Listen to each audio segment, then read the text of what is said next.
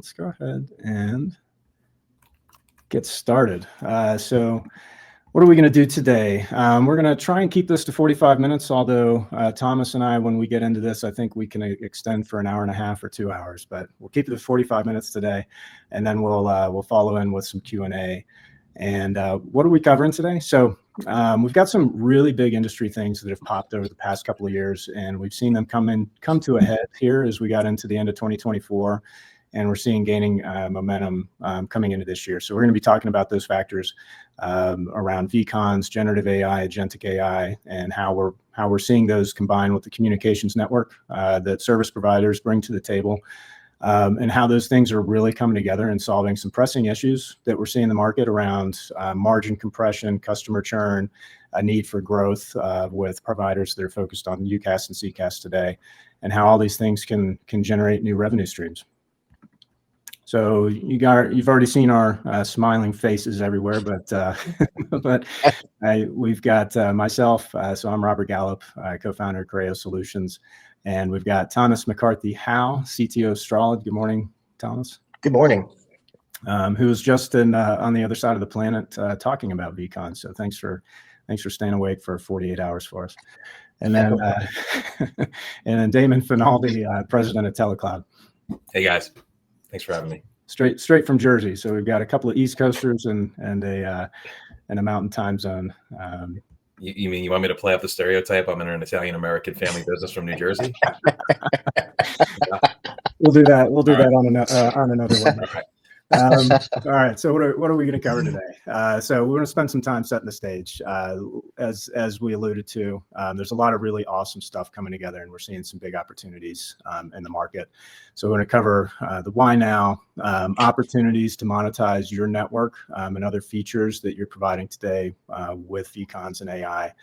And then Thomas is going to take us through a look at the technology. And then I'm also going to take a minute to show one of the solutions that we've already worked up for another service provider. So we're not going to slide you to death. We'll show you an actual demo. And then Damon's going to give his perspective as a service provider. It's been really exciting working with Damon and talking about the opportunities that he sees in the market. And then we'll hop into how to learn more and get started, and then answer your questions. So as questions pop up, be sure to drop them into the chat, and we will get to them at the end. All right, so I usually have a rocket ship right here, but we're keeping it simple for today. We really see 2025 as a turning point for our industry, and why is that?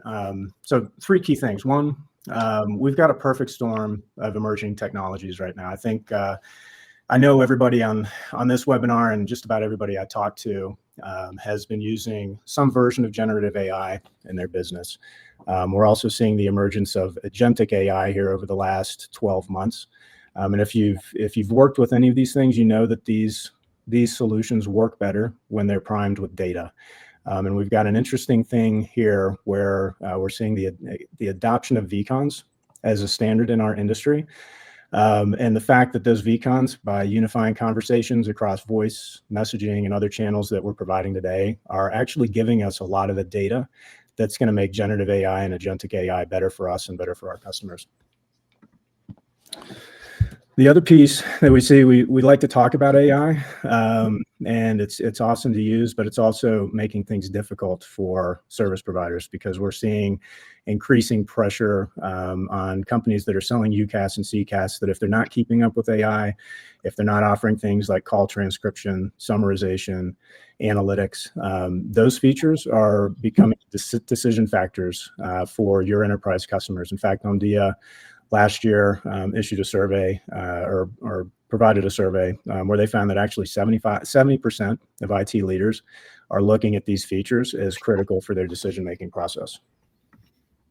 So puts us in an interesting spot, but thankfully AI and vCons are coming together at the right time, and we really see these as an opportunity to create new revenue streams as service providers, while also increasing customer retention. So Thomas will cover this here in much more detail, but I just wanted to set the stage. But vCon is the first standardized format that we have to play with for capturing conversation detail across any channel, any application that we're using as an enterprise. And what does that mean? So it's an open standard. It's omni-channel. Doesn't matter what platform you're using. It plays nice with your existing call recording solutions, but it plays even nicer with solutions that aren't already recording calls because it provides you with all this functionality. It's AR ready. And what I really like, Thomas, is that when this solution or when this was designed, security and privacy were built in from the start. And I know you're going to get into this more as we talk. So when I put on my product and marketing hat, I got really excited thinking about the power of vCons. And when I go into an organization and I say, what are customers saying about us? Why do they like us? What are they using? What are they using from us? And I've always struggled with getting answers out of the contact center, out of the marketing team, out of the sales team, out of frontline workers, because everybody's using a different technology to record voice of the customer, to get details from those interactions. If you look at this list, I put 3 in here for each of these, but there's actually hundreds of solutions that each of these teams can use. And it's nearly impossible for anybody to get in and make sense of that, all of the voice of the customer across those different platforms. So it's really nice. And again, we'll go into this in a little bit, but as a communication provider, when we layer AI and vCons on top of what you're offering today with UCaaS, CCaaS, SIP, and messaging, we're getting the opportunity for you to provide a single source of truth for all of those customer conversations back into every area of the business. And what's really awesome is this plays well with all of those other tools that are out there, but you have an opportunity to actually go in and replace those tools, which are creating a suboptimal experience for anybody that's running strategy, product, marketing, or decision-making, and provide the true voice of the customer and the complete voice of the customer. And it's all based on data and conversations that are coming across your network today. So as we talk about what you can actually offer and what you can impact, we're seeing and we're talking with quite a few service providers right now around 7 different areas that the combination of vCons and AI are bringing into their solution set. So we'll focus on a few of these today because this is where we're really seeing service providers get started quickly and deliver a lot of value to their customers. So communications alerts, deep search, Thomas, these are things that you'll show and we'll show also in a UI here in a bit, but also prescriptive insights, communications compliance. This is huge. We just talked with one of the largest BPOs on the planet a couple of weeks ago, and we talked about the GDPR and the provenance and the tracking capabilities built in to vCons. And the simple truth is that most BPOs out there right now don't know who's touching their data. They don't know how it's being used downstream. All right, so we're really excited about this communications compliance piece as we move forward with BPOs. And then fraud mitigation, CX personalization, and industry benchmarking. These are all things that we're working on right now with a number of providers, and we'll have some big things to talk about here as we go into Q2. And just for you guys, as you're thinking about the impact that this can have on your customers, this is impacting every single area of the business. When we talk about voice of the customer, I just want to touch on a couple of these. Voice of the customer, you look at all those different systems that companies are using today, and you think about trying to make sense of that data. 1, it's incomplete when you're looking across the business. 2, it's inaccessible to just about everybody. And as we introduce complete voice of the customer with AI and vCons on your network, we're turning this into a complete and accessible by everyone solution, which is absolutely game changing. And I already mentioned the communications compliance and privacy piece. There's tons of opportunity to get in and impact your customers far beyond what you're doing today with SIP, UCaaS, and CCaaS. So a couple quick examples, and then I'm going to hand it over to Thomas. So we've got multiple U.S. service providers today that are leveraging solutions built with AI and vCons to get in and actually double their opportunity size. And this is just with a few of the features that AI and vCons generate. So we've got a couple of examples here where we've got an existing UCaaS and CCaaS customer that's billing at $1,000 a month per location. And when we add in alerts, deep search, and prescriptive insights, they're able to add on another $1,000 a month in revenue per location. So we'd like to talk about doubling revenue for service providers. This is one of the easiest and quickest paths that we've seen in a long time to making that happen. And then no slides or no images needed here, but Damon, I think you'll also cover how excited you are about this. But by getting vCons into your platform and actually leveraging it for your customer communications, you've got an opportunity to get in and see things that you've never seen before with your customers. In fact, we've got a story with a service provider that saved 2 of their customers in 1 month by seeing issues that they would have never heard about through their CRM or through their support team. They saw those issues directly and were able to hop on it and move from upset customer to absolutely thrilled customer because they were able to turn around and be so responsive for them. All right, so enough of me talking. I'm going to hand it over to Thomas, and he's going to take us through how vCons plug in, how it integrates with your customer data and workflows, and also touch on the regulatory compliance and security and privacy piece.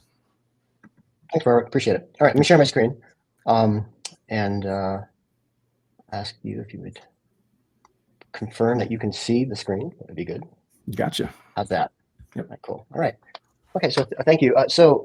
Again, really pleased to be here. My name is Thomas, and I'm the CTO of Strolid.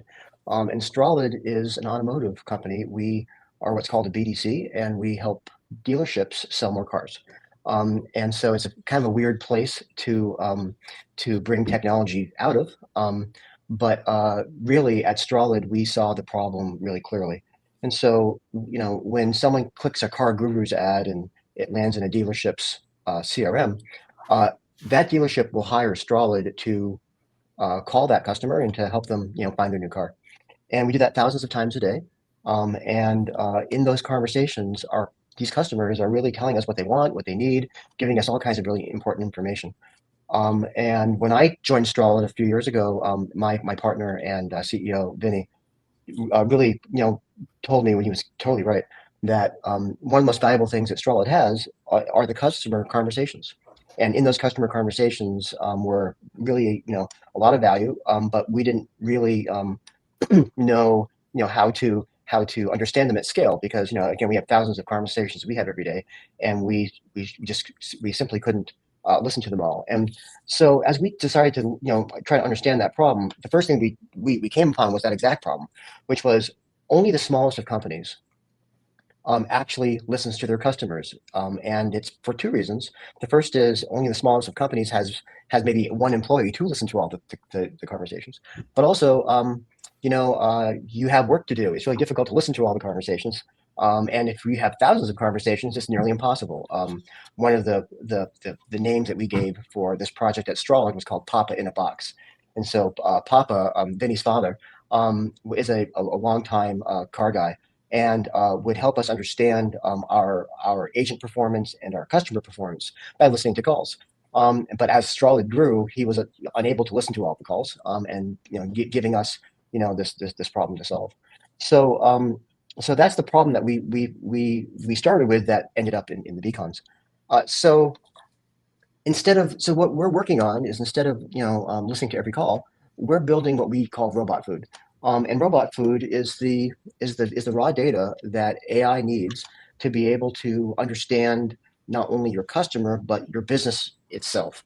Here is just a quick example of the sorts of applications that we're working with and their power. So right here, this is one of our customers, Asheville Chevrolet. And we asked the question, show me customers who are shopping at other dealers. And so one of the reasons why we're so interested in vCons is because it helps us surface all the dark operational data that we couldn't have known otherwise. One of our partners and friends, RJ, remarks that only 10% of what happens in a business is written down, and 90% of it isn't. And in that 90% really is a lot of revealing of not only your customer but the business itself. And so we can ask questions now that we couldn't possibly have asked before. And you could, and for a car guy, this is an important thing. So this is this sort of insight into the business drives the work that we did. So, but as we began to understand the problem and the solutions, we also understood the basic danger of what we were doing. When we record somebody, we are recording if it's a video call, we record the way they look. If it's an audio call, we record the way they sound. And that's considered very highly sensitive data. The GDPR in its regulations talks about things like healthcare, DNA, and biometric images as being the most sensitive of data. And so we took that to heart, and as we built the system, we started from the very beginning to build it around data, good data practices, compliance, and we really believe that this is going to become over time, a pretty important piece of business. And we really feel like the data which your customers give you is the most dangerous thing they may do in any one particular day. So to keep it safe and to treat it right is a requirement, is an ethical requirement, in addition to obviously being a legal and a compliance requirement. So that was really deep into our thinking as we worked on this. So if we're going to listen to our conversation, one question is, well, what is a conversation? And I think it's one of these abstract things where you could just say it, but what does it really mean? So as we started to come to understand how to listen to customers at scale, the first question was, well, what's a conversation? And so here's an example of some of the data which might go behind a conversation. Surely there's the transcript, that's the conversation. But maybe there's more than just the transcript. Maybe there's the context. What are you talking about? Well, at Strolid, every time we have a conversation, it's because someone wants to buy a car. So the lead is an important piece of the data, which gives the context to the conversation. And so really, it also highlighted for us that there wasn't a definition for a conversation. So without a definition of a conversation, it's difficult to treat the data correctly. It's difficult to make assertions around it. It's hard to protect it. So what we had proposed is a new file format, and we called it a vCon. And the vCon stands for virtual conversation. It's a little bit like a vCard, so it's a formatted thing. And we call it a PDF for conversations. And that has a couple meanings to it. One of the meanings is that it's meant to travel. So PDFs were designed so that you could take a document and then render it the same way over many places. vCons have the exact same idea. PDFs also have this thing where you kind of print them. They're not really meant to be edited. You're expressing an idea. And what a vCon expresses what we want to express in terms of a conversation. So inside the vCon, there's 4 parts. The obvious parts are who is in the conversation and what did they say. But the less obvious parts are that you need to keep track of which people are in which conversations, because people have digital rights. They have the right to know what you know about them. They have the right to their data. They have the right to correct the data you have, and they have the right to delete it. But all those rights depend upon the ability for you to know who's in which recordings. And so that's part of the vCon.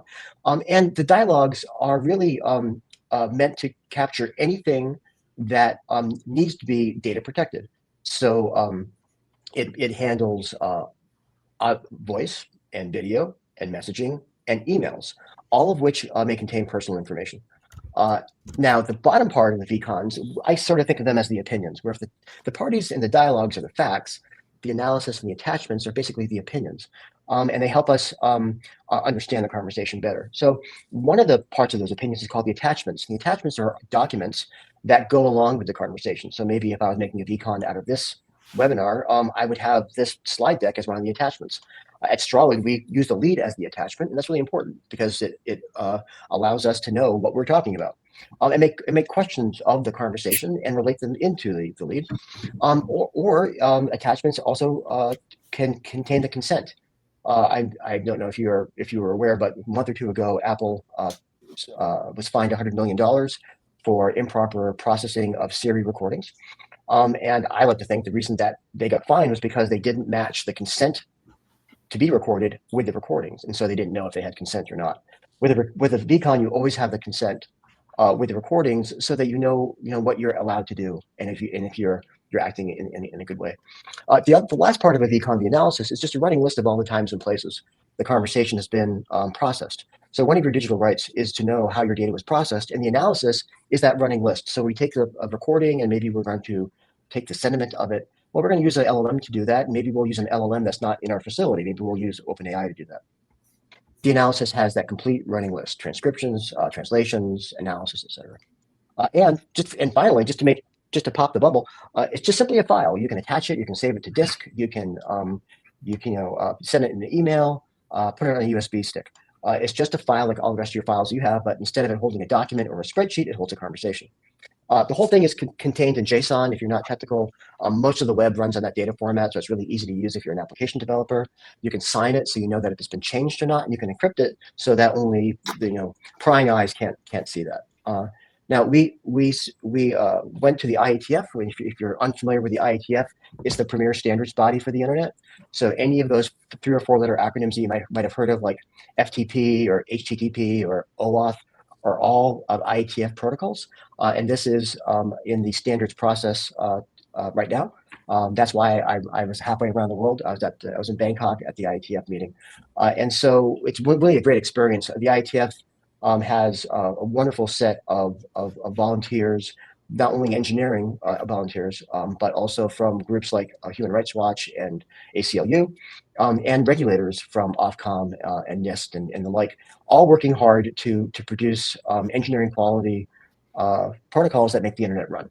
And so the vCon is a group effort. This is not, we've had dozens of people who have worked on and added to this, and we've just been a really great experience, and we're very grateful for all of their support. So vCons are a great idea, but where do they come from? So here's how we started vCons here at Strolid, just to give you some of that context.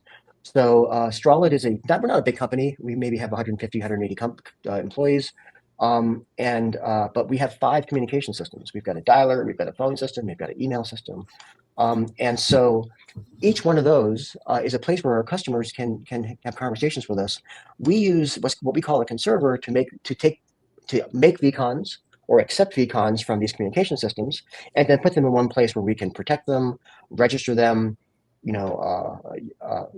use them in our downstream process. And the conserver itself is the thing which amends the vCon. So maybe we get a vCon which is simply a recording. The conserver adds more information to it so the robots like it. So as the conserver is making these vCons, we like eggs where I live. So the icon for the vCon's an egg. And so we have a few applications that we wrote, and there's lots of applications, and I'm sure Robert will show you some of the great ones that they've written, that allow us to interact with the vCons, either to search them, to use them in GPT, or to use them as signals. So you can look at just imagine every time a vCon gets made, it's on a conveyor belt, and a signal allows us to look at each vCon individually and say, is this a vCon I'm interested in? I'm looking for angry customers or engaged customers, or maybe someone made a suggestion that I want to make sure I hear. And these signals allow us to have a real-time notifications, not just on the customer, but the business. And so that allows us to have real deep insight to what's happening. Now, we showed this before, but we'll get into it for a little bit. The vCons, as I said, we call them robot food. And so really, it is the data that the analysis requires to do its good work. So this is just one simple example of how you could do that, but it's not the only one. So here's a good example, and I want to thank BMW of Brooklyn, one of our great customers.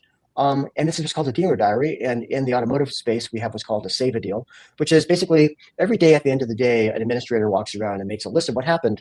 Not everybody's in the dealership every day. So maybe tomorrow when a customer comes in, maybe his salesperson isn't there. It's really important to have a list, an answer of what happened to the car, because he might want to talk about that. So this allows us to automate that process where at the end of every day, you know what happened in your business. And before we did this, first of all, the guys who had to do the save a deal spent a lot of time doing it and simply couldn't get all the data. Now it's automatic and easy for them to get, and it's very accurate. And so this really changes the operations of a dealership. And we think there's more stuff coming. So one of the projects that we're really in love with is called the conversational CRM. And shout out to Mitch, who's working hard on this problem. So basically, the conversational CRM uses the conversations to fill the CRM in after the conversation is over. And if you're tricky, you can use those conversations to generate call notes before the conversation starts. And those call notes might include old or missing data from the CRM. And so just imagine that in the CRM, there's a place for the customer's birthday, let's imagine it's not filled in. We will put that into the call note saying, please ask him for his birthday. And we ask him, and the guy says April 1st. And then after the conversation is over, that vCon is then processed and the birthday is filled in. So what does that do? So now the data in the CRM is fresh. It is up to date. And we didn't have to do it. So it saves a lot of wrap-up time, and it's much more accurate because it's not based upon what you can remember about the conversation, but it's the actual conversation that was had. And now, as Robert said at the beginning, we really have started here with privacy first and ethics first. And so what I've done here is there's seven principles of ethical AI, and these four here are the ones that we really are worked hard on: oversight and transparency and ethics. And so let me just give you a few examples of how this has gone into the vCon itself. So one of the things in the vCons is tamper-proof. And so because you can sign a vCon, and when you sign a vCon, you say who's signing it. And so one of the hardest problems in AI is deepfakes. You don't know if it's real or not. And an AI pipeline is the same thing as a software pipeline, and a deepfake into an AI pipeline can be a bad idea. So here's two pictures of me. One's fake, one's not. How do you know the difference? But it really is a picture of me. You got a haircut. That's why I don't take my. Well, yeah, I don't take my shirt off anymore because it causes But that's me. And so so just in the same way that we secure websites by having the secured website be known to a person, the same way we do this with vCons. So if you have a vCon which is not signed, maybe it's not real. But if it is signed, you know exactly who signed it, and so you can treat it as being real. So it's one of the things we're doing. Another is we're working with SCIT, and SCIT is what's called the Supply Chain Integrity, Transparency, and Trust. It allows you to do auditing and regulation of AI at scale. And how does that work? So basically what happens is when we make a vCon, we can register the events of a vCon on this distributed ledger, such that we can then, after the fact, check and say, okay, if a customer said, I want you to delete my data, that request is put on the ledger. And so we can then go audit it and say, did you actually delete that? Did you actually do that? And this is how we're enabling, the governance of AI.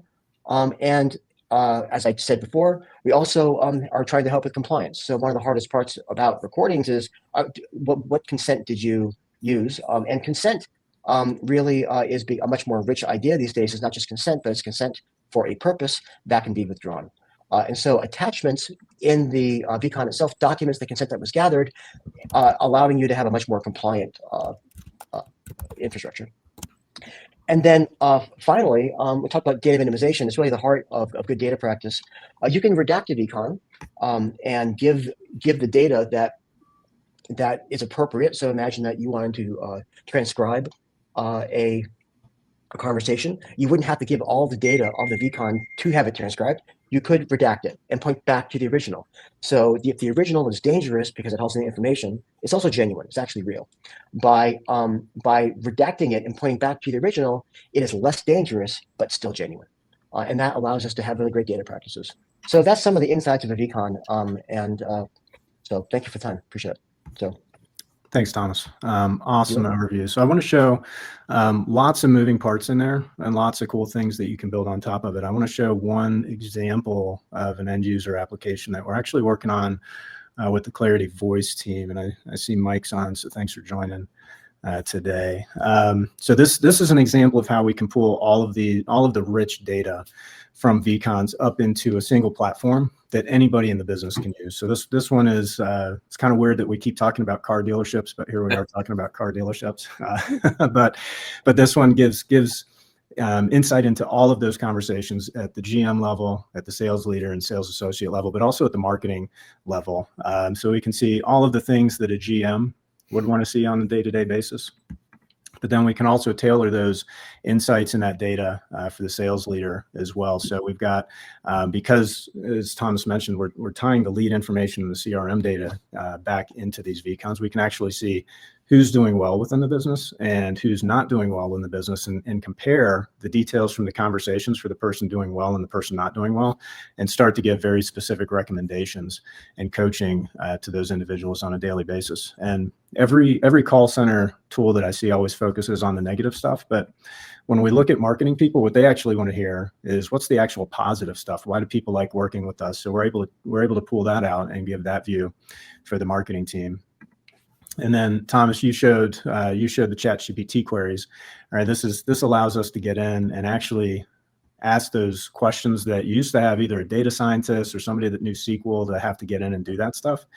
Now anybody can do it, and I'm really excited to get in and start working against the data with that. and then also seeing the alerts, right? So these alerts can come to you via email. We've got daily digests that are going out, but also being able to see them within a UI. I think it's really helpful to see. This is just one of millions of experiences that are going to get created on top of vCons and AI as we go forward. So, Damon, want to get your perspective, because I know you guys are getting started with vCons and AI and really excited about it. Sure. Well, I had first learned about the new things hitting AI maybe a little over 2.5 years ago, and it opened up my mind to all the possibilities that were going to come into our businesses, because having run a telecom company for 20 years, I've talked to so many clients, and funny enough, I do focus on some auto dealerships. I focus on healthcare. So I've had a lot of conversations directly with the end user clients, and a lot of them would say, hey, you set up this BDC for us software, which we'll call call center. Do you have anyone that can train my people? Or do you have anyone that can listen to the call recordings? And sure, sometimes we would refer out a company like Phone Ninjas that would maybe sample check it. But we all know you can only listen to a small percentage of these calls. And yet all it takes is one client to have a bad experience. And I think we all know from business, how many people share the bad experience versus the good experience? It's 10x. Yep. So in looking and learning about the technology, I've seen the commoditization occurring in the UCaaS side of the business for years. And earlier on, I don't need to wait for a case study. I know that commodities are traded on price, and there's a really kind of a push to zero, so to speak, and you devalue the solutions. And yet every time we worked closely with different verticals and we started to integrate with their line of business applications, we spoke their languages about their business processes, and we overlaid our solutions with them. Instantly, we were perceived differently, and we constantly won business in those environments. And so for me, I've always known in my heart, the data on our platforms is worth more than the service we're charging. I just never knew how to get it in a package format to the client. So when I first got introduced to Robert and then Thomas, and I heard this concept of the vCon, it all came together, all these different trends. And I said, this makes all the sense in the world, because now I can go back into my healthcare clients and have real value drivers that we've had a couple of these conversations. And the first thing the clients asked us, without even showing them any live software, was, when can I get it? So kind of skipping over the minimally viable product that we can charge for this from day one. And for me as a business owner, that's attractive, because then I can go out and build new products and services, move out of the commoditization lane, and then really get niche with some of our sales and marketing efforts and speak a different language. And let's say the generalists or the larger national platform providers have to speak, because they're too broad stroke. I've also seen some competitors that have done unbelievably well. I have some colleagues have too, but every time I've been with clients, and these were smaller businesses that were dental practices, some of them have went to a provider called Weave. And if anyone's not seen the platform Get Weave, it's much more than a UCaaS platform. It's so tightly integrated into every business process in a dental practice, they can almost run the whole practice, including payments, through it. We've had some of our great service trade and HVAC organizations start to use Service Titan. And inevitably, they'll come to us and say, guys, we love you. You've done a great job for us. But they also have a voice solution, and it integrates into my lead gen, and they record all my calls, and it's integrated into my line of business application. So as Thomas and Rob were talking about earlier, all that means to me is you're able to capture the conversational data and inject it into the line of business applications at key points, so that we're either providing automations, better data insight, and ultimately the main goal of this is to run a better business and make more money, right? But the making more money to me is always a result of running the better operation. And so for my size clients, many of them I think will thrive when they have insight into the vCons, because up to this point, though we've recorded every call on our platform, who goes and listens to it unless there's a major problem? Maybe a he said, she said, maybe you have a manager that's got a sample set, 5%, but now this dark data, right, Rob, that we were talking about, we can bring that all to the surface. And if there's proactive calls to action, I mean, wow, game changer stuff right now. Really, really exciting times for us. If we move it to automation, now you go from insights, we talked about compliance, now automation. Now I feel like we have the holy grail. We tried to do some speech recognition products 20 years ago. They did not work very well. And they also didn't really do anything that drove value in the line of business applications. They were sort of a speech recognized auto attendant. Now this to me is going to be so much more than we've ever seen. Yeah, pretty exciting. And I love the service provider play, because we talked about some of those survey tools and listening in on calls. But you look back at that earlier slide with all of the different business units that are using different tools, and you're only getting a slice of that customer conversation. And even like surveys, like A couple of lives ago, I was with a CX survey company, and we, good rule of thumb was that we'd get 10 to 20% responses on those surveys. So when we talk about a voice of the customer solution, you're getting access to 10 to 20% of your customers through that, and you're missing the other 80 to 90%, right? So as a service provider, you guys are literally in the middle of every conversation. Well, because when I've talked to some of the, I'll loosely call them co-opetition, but competitors that don't provide the same services, the only way they light this up is by porting phone numbers or directing phone numbers to their service and routing it back. And we already have the data and the numbers. Yeah. So, I mean, we have half the challenges. We have clients, phone numbers, and the calling data. Yeah. So it's not the whole equation, but it's certainly part of it. Yeah. Huge opportunity. I'm excited to start to see this build. I think the people too, Rob, that don't do it, someone else is. Yeah. Yeah. So there's that, we always say, well, who are our competitors, right? Now you have a whole new suite of services, companies with services outside maybe of the traditional service provider play. Yeah. We really think that there's going to be a time where it's going to be really obvious which businesses listen to customers, which ones don't. Right. Yeah. And it's going to make a real difference in the way you feel treated as a customer and the way the business is run. Thomas, we have a great support team here. We really care about the clients, right? We train up on this. We still aren't able to listen to every conversation. If there's a bad one, we don't know about it sometimes until it bubbles up, right? And what about the ones we don't hear about? Right. Yeah. 100%. Right? Sometimes the sound you don't hear is the client leaving. Right. I like that. Yeah. Yes. So I think this does beg the question: what's your plan, right? You should be working on this in one way or fashion as you're putting together your product roadmap and your offering plans here. And we've really identified three opportunities to do this. One is do it completely in-house, right? Thomas, this is an open standard. Companies can build it, but based on 100%. Your guys' experience, you've been building this for 2 to 3 years. Right. And perfecting the lifecycle management. Somebody's, if they're going to do this in-house, they've got to go build all of that plumbing that you guys have already built. Right. That's right. Exactly.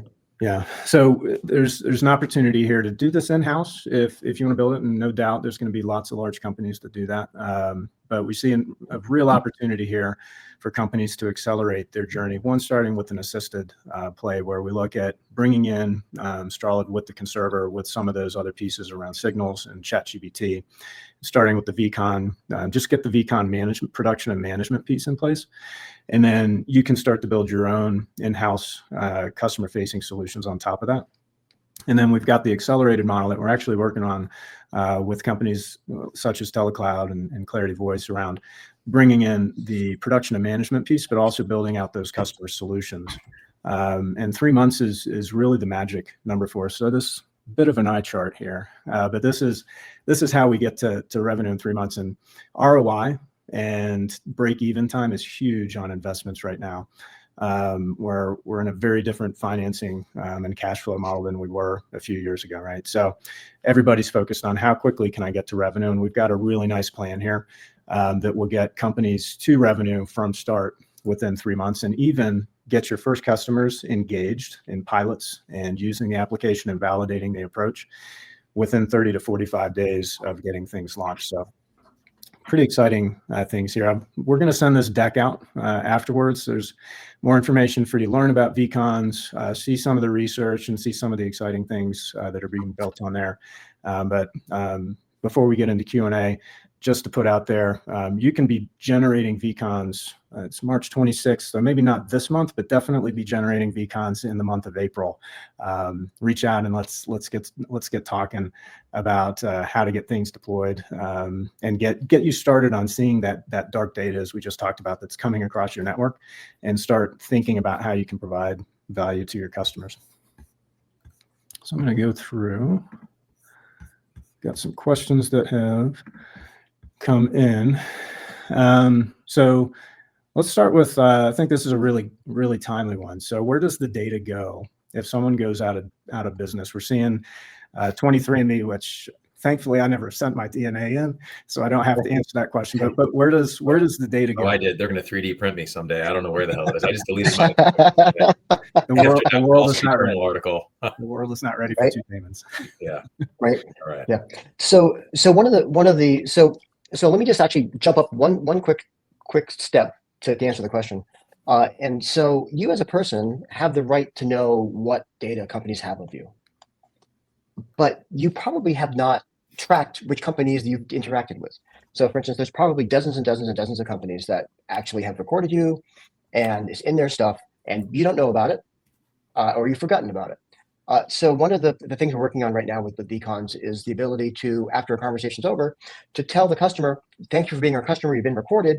Here's a link to your recording. Here is your rights as a person, and here's how you can withdraw your consent if you want to withdraw it. And that idea of putting that into a customer's hands is revolutionary, because for the very first time, you actually know the data exists. You're knowing what's going to happen to it. You know where it is and who's got a hold of it. And that simple idea allows you to identify who was called the data controller, the guy who's responsible for your stuff. And that's a legal requirement. That's they have to be able to take care of your stuff. So actually, so what happens to your data is something that you can now affect, because you know you have data and who has it. So for the first time, you have a chance. That's really the breakthrough that we have here. And I know I've flown Delta Airlines a few times, and I know I've called their call center, and I know they recorded me. And I know that if I called them and said, "Hey, I want my recordings," they're going to look at me like I'm blue. They couldn't find it probably if they tried, but it's in there somewhere. So yeah, that's kind of the state of the art at the moment, for sure. Good deal. One other question. How's this different from call recording solutions that are out there today? Oh yeah. So the real big difference here is the whole idea of data silos. And if you're of a certain age, and I'm of that certain age, you might remember logging on to your computer to AOL or CompuServe. And when you did that, you would have this nice screen like we have today in a browser, and it had like a news, and it had the weather and the sports. But it was the news, weather, and sports that they wanted to show you, because why would you need another? Along comes the internet, and we realize there's lots of places for news and lots of places for other information. And so what's happening today with the call recording analysis solutions, it's proprietary.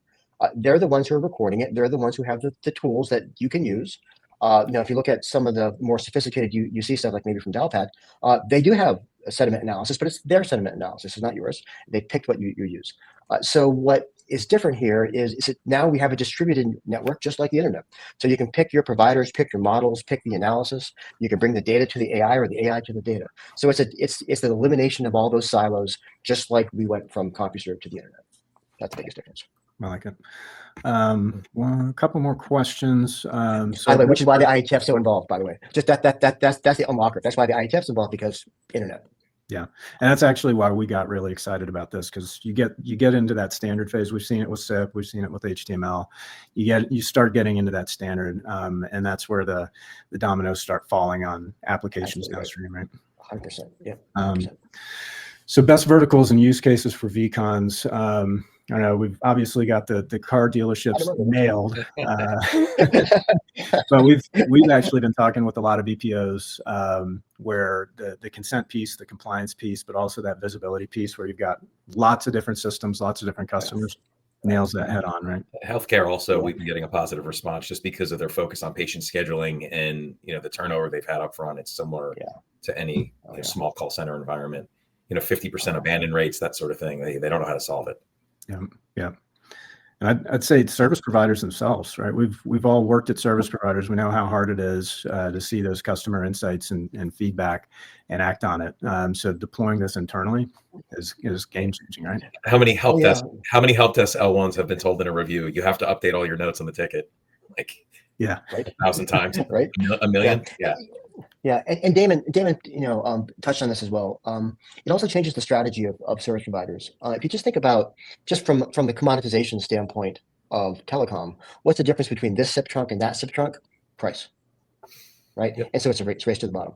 But when you start thinking about the data inside the SIP trunk and who is saving it and protecting it, it changes the business from being a provider to almost like a hoster, to a storage with hard to replicate data. No one else will have the conversations that you have, not another person.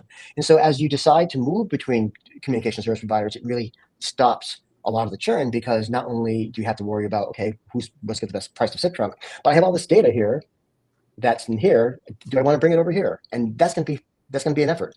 So we really think it really changes the commoditization game. And finally, I think we've all been in telecom our whole lives, right? The whole idea that there's another half of it, that we never really were able to attend to. We had the functionality part. I'm going to make a follow-on call. I'm going to send a text message, but what about the data that's inside of it? We've never actually had the ability to really leverage that at scale. And so now we have another half of the world available to us. Yeah.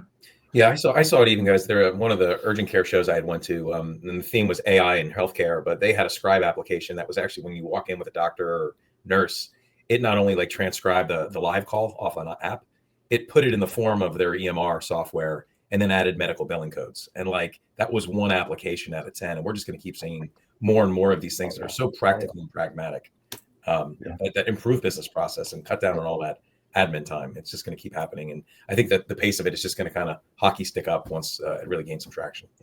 Yeah.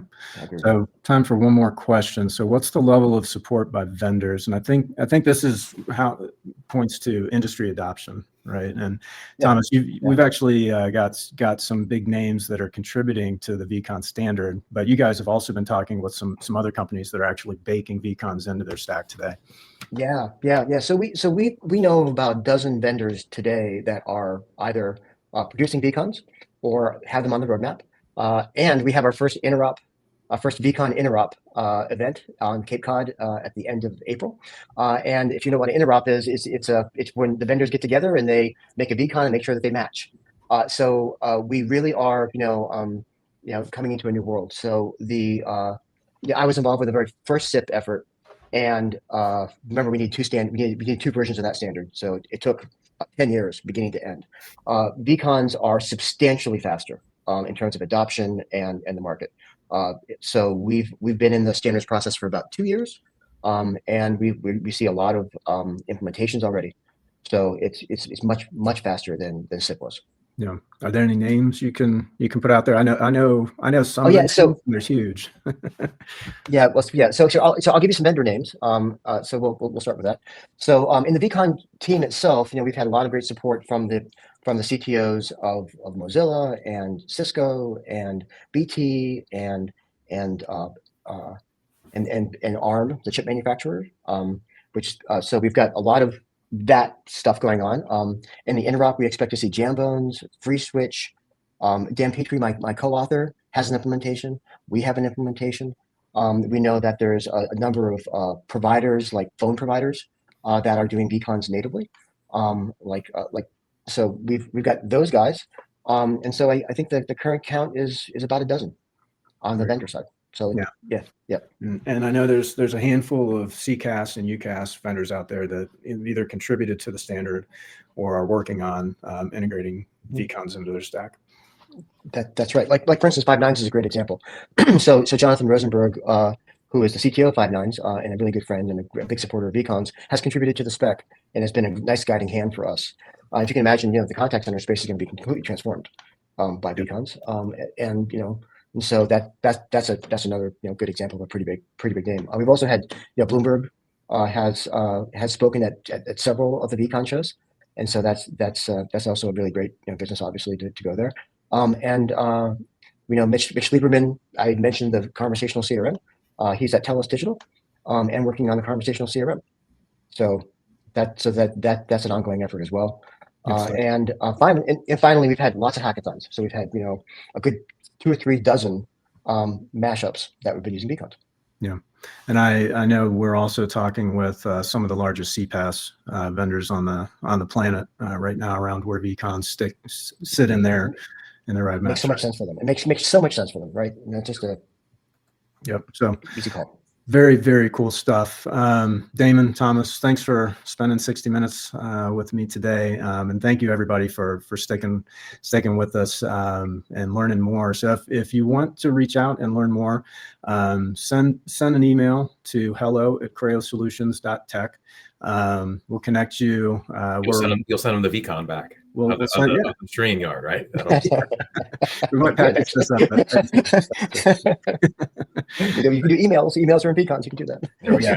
Yep. So yeah, please reach out. We're super duper excited about where this is going for the industry. And I think we're going to look back at the end of this year and really be amazed at one, the level of traction and adoption, and two, the number of solutions that are getting built out on this and the impact that it's going to have on service providers. So reach out. Again, Damon, Thomas, everybody, thanks for the time this morning. And I think we had a couple of guys from the other side of the world. So thanks for spending your afternoons and evenings with us as well. Thanks, guys. Take care. Thank you. Take care. Bye.